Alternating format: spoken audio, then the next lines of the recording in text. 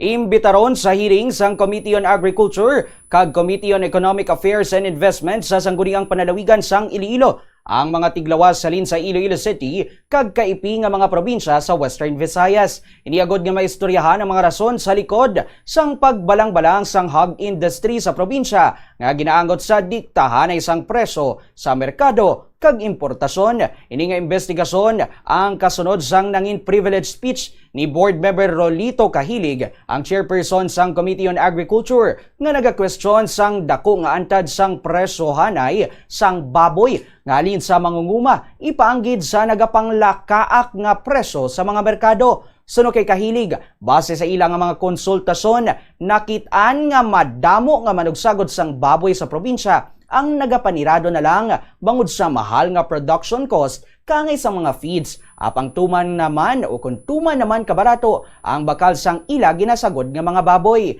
Ginpahayag ni Kahilig nga bisan 300 pesos tubtob 360 pesos ang presyo sang kada kilo sang baboy sa merkado. Ang aktwal nga ginabaton sa mga local hog raisers ang nagatupa lamang sa 160 pesos tubtob sa 170 kada kilo. Kung taas ang bubod, o manubo ang live weight, per digid. Sang nagligad, daw medyo mabalansi pa, break even pagawa, kay man 175, do break even pa. Sa talad, 160, dagdagid ang tanan. Pero ang nagatingalahan lang, kay mga konsumidor nga negosyo ko mga chorizo, sa mga batsuyan, sa mga gagmay nga mga MSMS nga mga karinderya, ang baboy sa merkado, ang meat is 300, 300 plus pa. So though hindi exacto, that's why that triggers me to deliver the privilege dito sa panalawigan para mausisa man namin kung sino ang nag-dictate sa market.